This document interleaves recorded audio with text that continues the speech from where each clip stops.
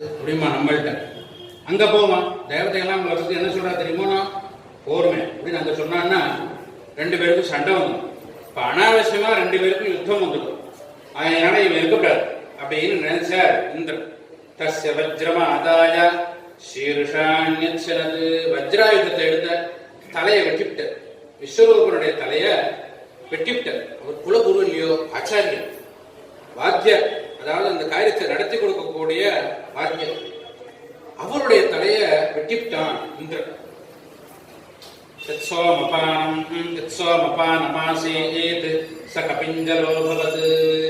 அந்த மூன்று தலையும் செதறி கீழே விழுந்து அந்த மூன்று தலையும் மூன்று பட்சிகளாக மாறிது. அந்த முதல்ல உள்ள சிரசு கபிஞ்சலம் அப்படிங்கிற ஜாதி பட்சியா மாறிது. நாம் பார்க்கக்கூடிய பறவைகள்னா மூன்று ஜாதிகளை சேர்ந்தது. சிறது உத்தமமான வஸ்துக்களை மட்டும்தான் சாப்பிடும், எல்லாத்தையும் பொறித்து சாப்பிடாது. அப்படி சில பட்சிகள், அன்னப்பறவை அதுதான் வருது. அன்னப்பறவைன்னு ஒரு பட்சி, அது சுத்தமா இருந்தாதான் சாப்பிடும். அதாவது தண்ணியையும் பாலையும் கலந்து வச்சா தண்ணியை மட்டும் சாப்பிடும், பால் அப்படியே இருக்கும். இல்ல பாலை மட்டும் சாப்பிடும், தண்ணி அப்படியே இருக்கும். அந்த சக்தி இருக்குது. அதுக்கு கபிஞ்சலன்னு பேரு அந்த ஜாதி பட்சிகள். ச கபிஞ்சலோ பவது சோமபானமாசீத் ச கபிஞ்சலோ பவது சுர அபானம் சகலவிங்கா. இரண்டாவதாக உள்ள தலை அந்த இன்னொரு ஜாதி பட்சியாக மாறி, அந்த பட்சி என்னன்னா மாம்சம் எல்லாத்தையும் சாப்பிடும். மாம்சம், பூச்சி போட்டு எல்லாத்தையும் பறந்து கழுகு இவைகள்லாம் தான் இரண்டாவது ஜாதி பட்சிகள். அப்படி அந்த பட்சியாக மாறி, மூன்றாவது தலையானது தானியத்தை மாத்திரம் பொறுக்கி சாப்பிடுற பட்சியாக மாறி. குயில், இந்த சிட்டுக்குருவி, இது மாதிரி பட்சிகள்லாம் தானியத்தை மட்டும்தான் சாப்பிடும். அந்த தலையாக மாறி. இதன்னாதனம் சதித்திரிஹி தஸ்யானஞ்சரிணா பிரம்ம ஹத்யாமுபாகிருஹாத். அந்த ஆச்சாரியனை அடிச்ச பாவம் இந்திரனை பிடிச்சுடுது. அது பிரம்மஹத்தி தோஷம் வந்துடுது இந்திரனுக்கு. ஏன்னா ஆச்சாரியனை அடிச்ச பாவம் வந்து கையில தாங்கிட்டு இருக்கான், கையில பிடிச்சுட்டு இருக்கான் பிரம்மஹத்தி தோஷத்தை.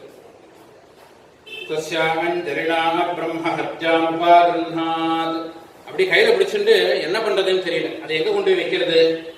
கையில வச்சுட்டு சுத்தின்னு இருக்கான். எத்தனை நாள் சுத்தினான்? ஒரு வருஷம் சுத்தான். தாகும் சம்பத் சரமபிபஹ, ஒரு வருஷம் சுத்தினான். தம் பூதான்யப்யக்ரோஷன். பாக்கி தேவதைகள்லாம் பார்த்தா அவனை பிரம்மஹத்தியை கூப்பிட ஆரம்பிட்டான். அப்படிதான் ஒருத்தருக்கு காலில் ஏதோ அடிபட்டு இருக்கு, அவன் காலில் ஏதோ கட்டு போட்டு இருக்கான், இதை வச்சு வாக்கர் வச்சு நடக்கிறான் அப்படின்னா நொண்டின்னு கூப்பிட ஆரம்பிச்சார். காலில் ஏதோ அடிபட்டு இருக்கு, நொண்டி.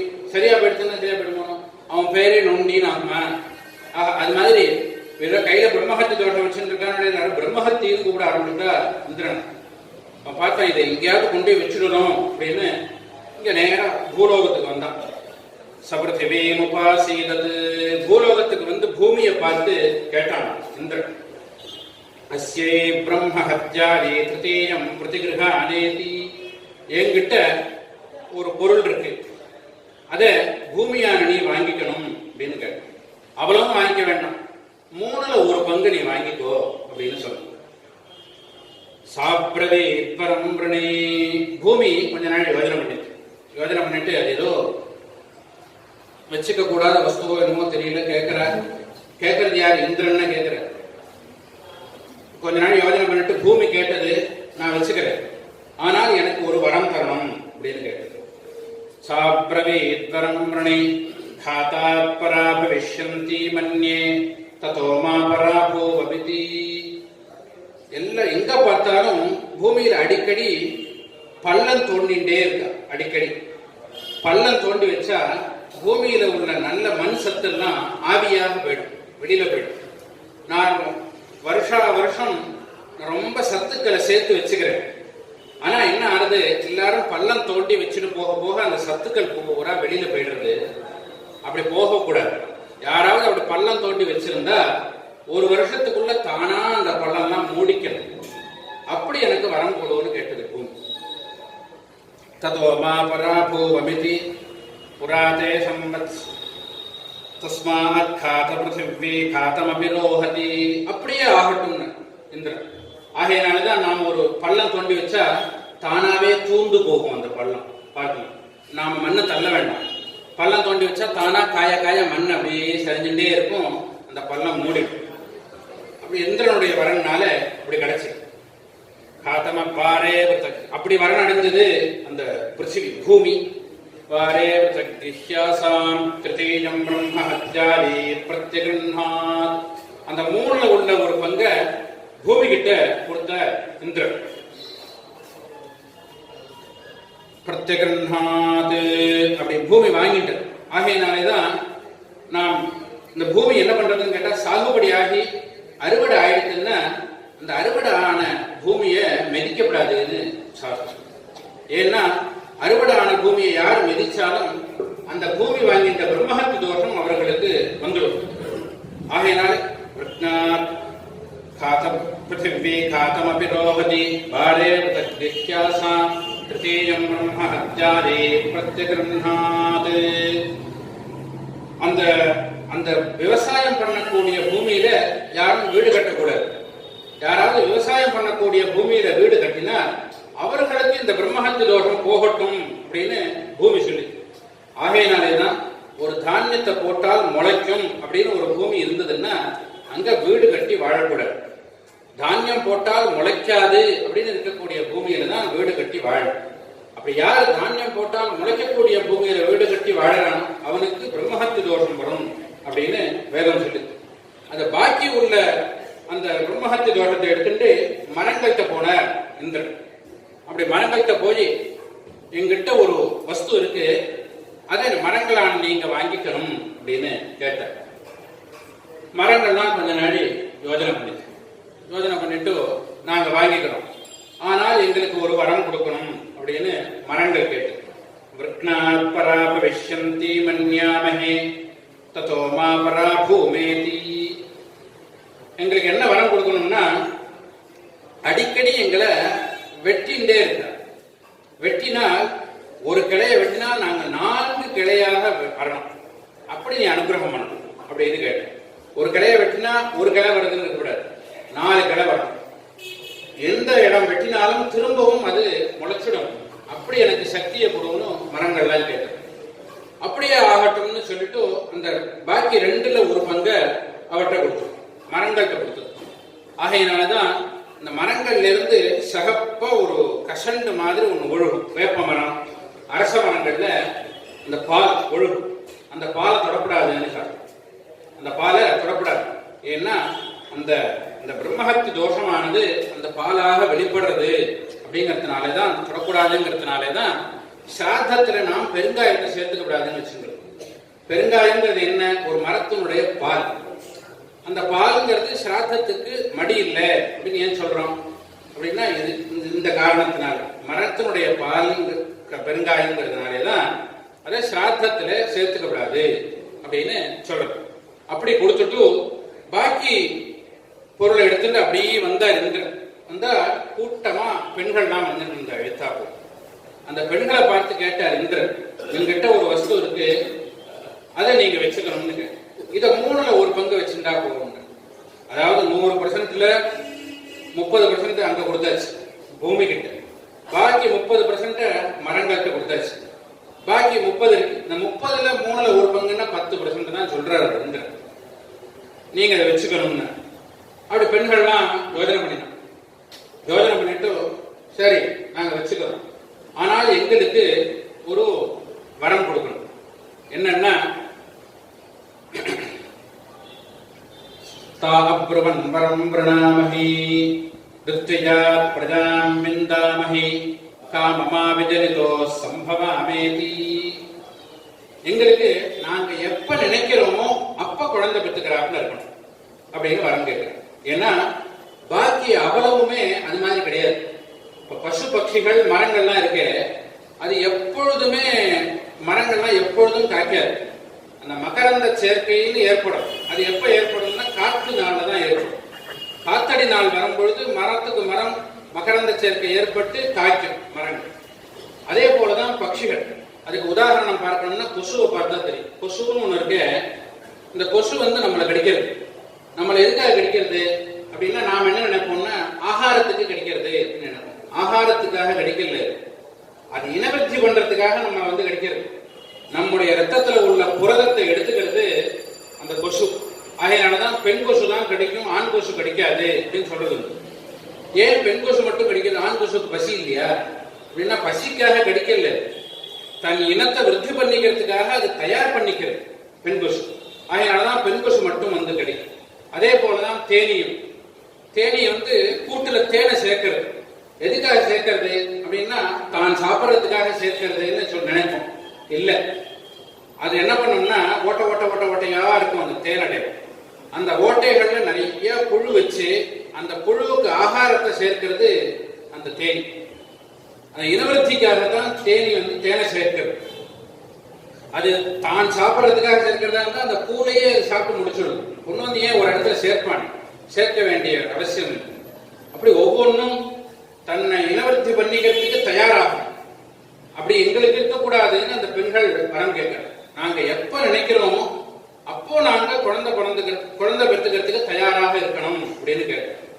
அவ்வளவுதானே, அப்படியே கொடுக்கிறேன்னு என்று சரின்னு சொல்லி ஸ்திரீகள் அந்த தோஷத்தை வாங்கிங்க.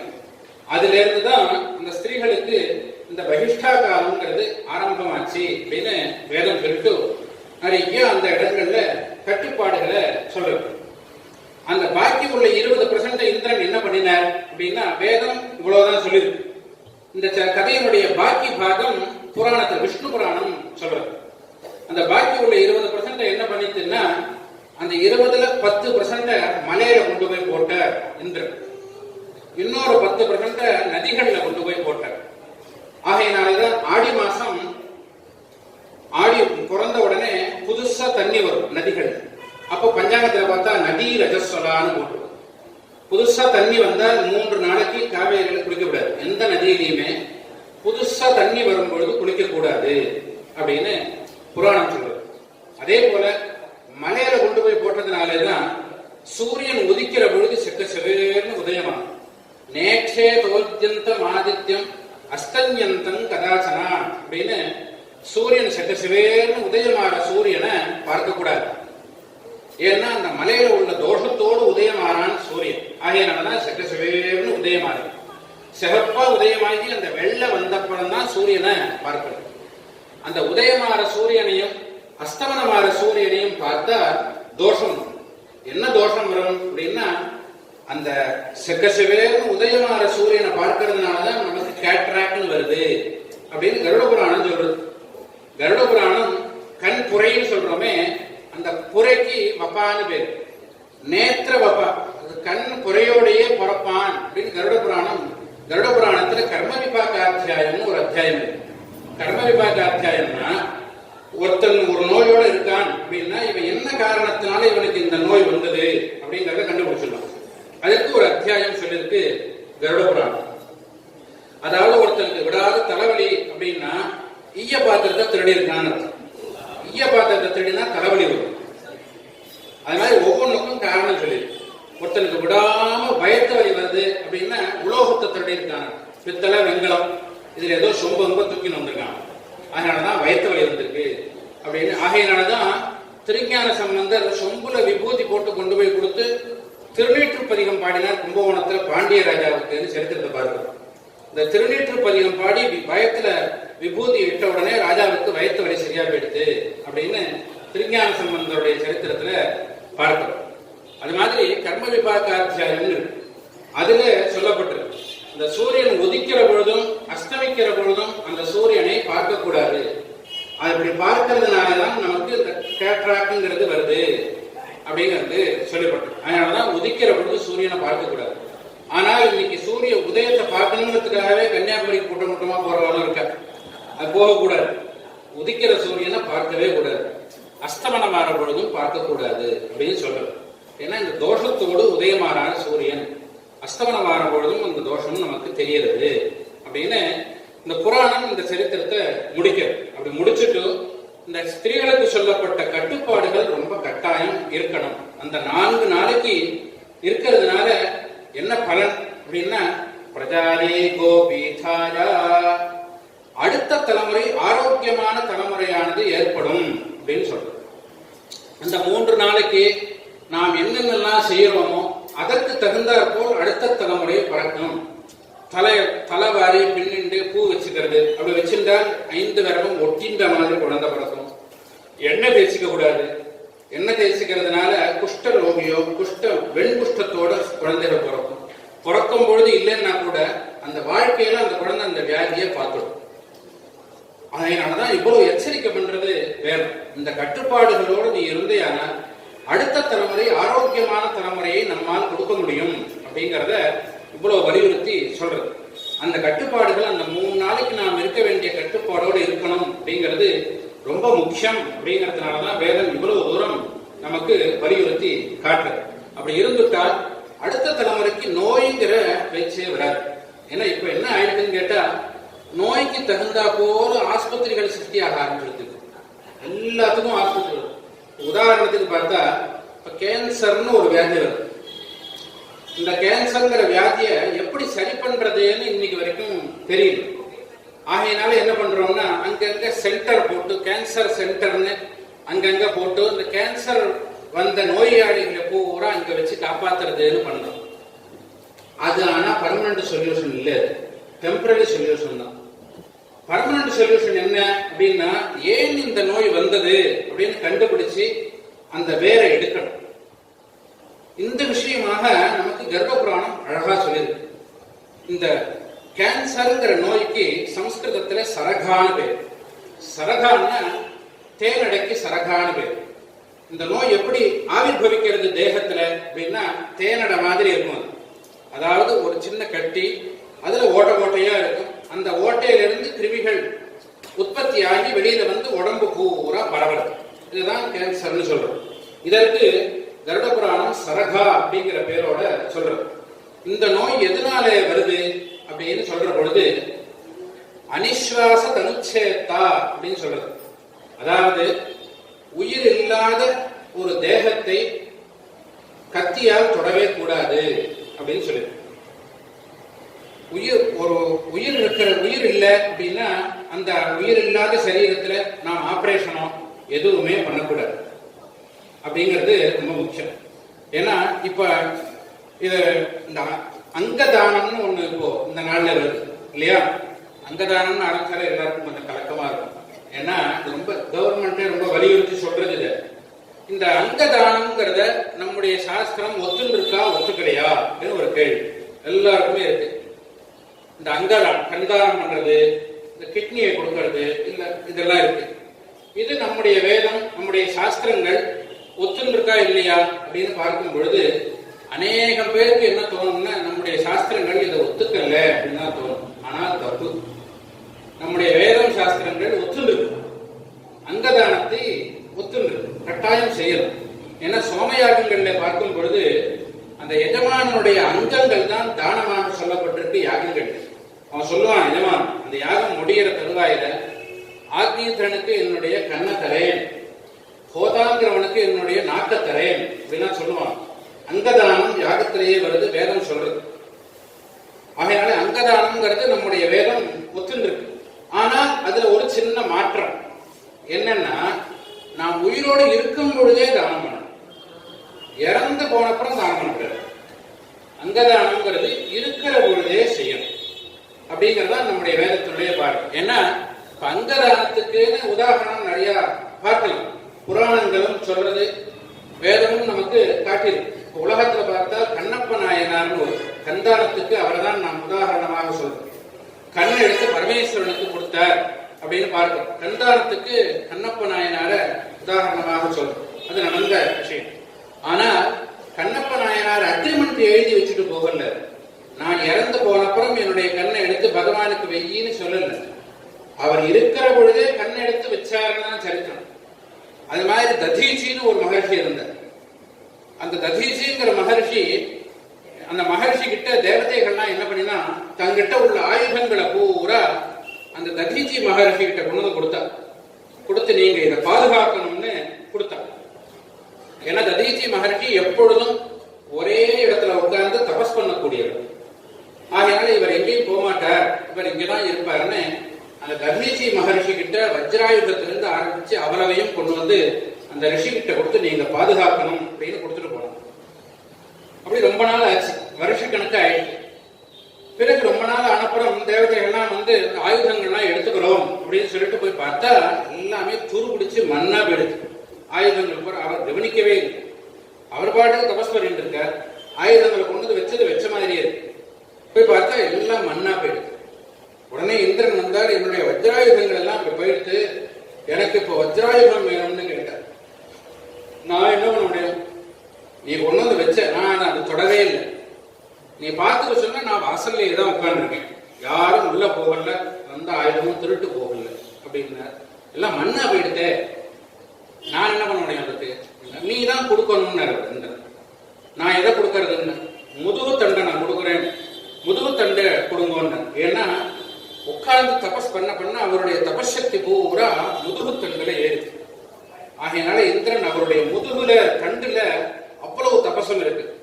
அந்த ஆயுதம் இருந்தா போறோம் அவ்வளவு பேரையும் ஜெயிச்சுடலாம்னு தெரிஞ்சுட்டாங்க. அந்த முதுகு தண்டு வேணும் எனக்கு அப்படின்னு கேட்டான் இந்திரன். எடுத்துக்கோன்றார். உடனே ஆபரேஷன் பண்ணி முதுகு தண்டை எடுத்துக்கிட்டான். அந்த அந்த ததீச்சிங்கிற மகர்ஷியினுடைய முதுகு தண்டு தான் வஜ்ராயுதமாக இந்திரன் வச்சிருந்தது. அதான் படங்கள்லாம் போடும்பொழுது வெள்ள வெளியேன்னு முதுகு தண்டு மாதிரி போடுவா வஜ்ராயுதத்தை. ஏன்னா அந்த ததீச்சி மகர்ஷியினுடைய அந்த முதுகு தண்டு, அந்த முதுகு தண்டு எடுத்தப்பறம் அவர் உயிரோட இருந்தாரா இல்லையா அப்படின்னு ஒரு கேள்வி, அடுத்த கேள்வி வருது. அவர் உயிரோட இருந்தாரா இல்லையா? இருந்தார் அப்படிங்கிறதுக்கு அது கதை எடுத்து அது தனியா பார்க்கணும். எப்படி முதுகு தண்டு எடுத்தப்புறம் அவர் இருந்தார் அப்படிங்கிறதுக்கு தனியா ஒரு சரித்திரம் இருக்கு. அப்படி அந்த அங்கதானம்னு நிறைய பண்ணிருக்காங்க. அதுல கண்ணப்ப நாயனார் தான் கண்தானத்துக்கு உதாரணமாக சொல்லும். அது மாதிரி நம்முடைய தேகத்திலிருந்து எந்த அங்கங்களை வேணாலும் நாம் தானம் பண்ணலாம். ஆனால் நாமளே பண்ணிடணும். ஏன்னா இந்த தேகம் அக்னியை சேர்ந்தது. உயிர் இருக்கிற வரைக்கும் தேகம் நம்மளை சேர்ந்தது. உடம்புல இருந்து ஜீவன் கிளம்பியாச்சுன்னா அந்த தேகம் அக்னியை சேர்ந்தது. அப்படிங்கிறதுனாலதான் நாம் அக்னி கிட்ட கொடுக்கிறோம் தேகம். அப்படி அது மாதிரி இருக்கிற தேகத்துல யார் கத்தி கத்தி வச்சு பண்றானோ அந்த வம்சமே இந்த வியாதியினால் அவதிப்படும்னு கருட புராணம் சொல்றது. சரகையா பாததே, சரகான இந்த கேன்சர் வியாதிக்கு சம்ஸ்கிருதத்துல இருக்கு. இந்த சரகாங்கிற இந்த நோயினால அந்த குடும்பம் கஷ்டப்படும் அப்படின்னு சொல்றோம். இதுதான் மூல காரணம். இதை நாம் ரொம்ப யோஜனை பண்ணி இதுக்கு மாற்று வழியை நாம் கொண்டு வந்தாலே தவிர இந்த கேன்சர்ங்கிற வியாதியை நம்மளால குறைக்க முடியாது. ஏன்னா இப்படியே போச்சுன்னா இந்திய ஜனத்தொகையில எவ்வளவு இருக்கோ அத்தனை பேருக்கும் இந்த வியாதி வரும். ஏன்னா அவ்வளோ இந்த நாள்ல அவ்வளவு நடக்கிறது. இதுக்குதான் நாம் மாற்று வழியை யோசிக்கிறது தான் பர்மனன்ட் சொல்யூஷன். அதே போல அடுத்த தலைமுறையினரும் ஆரோக்கியமான தலைமுறையினர் நமக்கு வேணும் அப்படின்னா இந்த பெண்கள் இந்த விஷயத்துல ரொம்ப யோஜனை பண்ணி அந்த முறையில அதை பண்ணிடணும். இந்த பகிஷ்டாகாரம் சொல்லக்கூடியதான அந்த 3 நாள்ல என்ன நியமங்களோடு இருக்கணுமோ அப்படி இருந்தா அடுத்த தலைமுறை ஆரோக்கியமான தலைமுறையாக இருக்கு. ஏன்னா அந்த ரிஷிகளுடைய பெயர் தானே நாம் சொல்றோம். நாம் என்ன ஒவ்வொருத்தரும் ஒவ்வொரு கோத்திரம் சொல்றோம். ஏன் கோத்திரம் சொல்றோம்னா அந்த ரிஷியினுடைய வம்சத்திலிருந்து நாம் வரோம். அந்த ரிஷியினுடைய டிஎன்ஏ நம்முடைய தேகத்தில் இருக்கு. அதை நாம் பாதுகாக்கணும். அவ்வளவு ஆரோக்கியமான தலைமுறையோடு நாம் இருக்கணும். இந்த ரிஷிக்கு எவ்வளவு சக்தி இருக்கோ அவ்வளவு சக்தியும் நமக்கும் இருக்கு. ஆனால் நமக்கு வெளிப்படுத்த தெரியுது. அதை வெளிப்படுத்துறதுக்கு நாம் முயற்சி பண்ணணும். அதற்கு முக்கியமான மூல காரணம் பெண்கள் அப்படிங்கிறதுனாலதான் ஸ்திரீ தர்மத்தை நம்முடைய வேதம் புராணங்கள் ரொம்ப வலியுறுத்தி நமக்கு காட்டுறது. இதோடு இன்றைய தினத்து உபன்யாசத்தை பூர்த்தி பண்ணிட்டு நாளைய தினம் ருத்ரத்தினுடைய பெருமையை நாளைய தினம் பார்க்கணும். स्वस्ति प्रजाभ्यः परिपालयन्तां न्यायेन मार्गेण महीं महीषाः गोब्राह्मणेभ्यः शुभमस्तु नित्यं लोकाः समस्ताः सुखिनो भवन्तु काले वर्षवर्जन्यः पृथिवी सस्यचारिणी देशोऽयं शोभरहितः ब्राह्मणाः सन्तु लभ्याः अपुत्राः पुत्रिणः सन्तु पुत्रिणः सन्तु पौत्रिणः अधनाः सधनाः सन्तु जीवन्तु शरदां शतं लाभस्तेषां देस्तेषां कृतस्तेषां पराभवः तेषां देवरश्चर्मो हृदये सुप्रतिष्ठितः गोपिका जीवनस्मरणं गोविन्दा पार्वती पतये सद्गुरुस्वामिनः।